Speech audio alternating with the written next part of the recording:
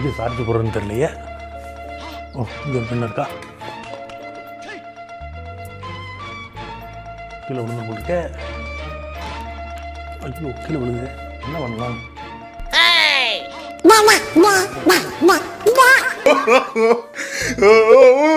Charge ஆகட்டும்.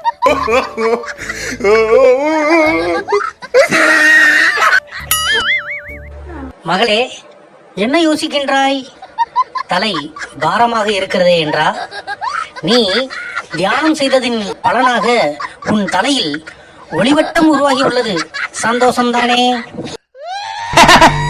I am very happy. Start music.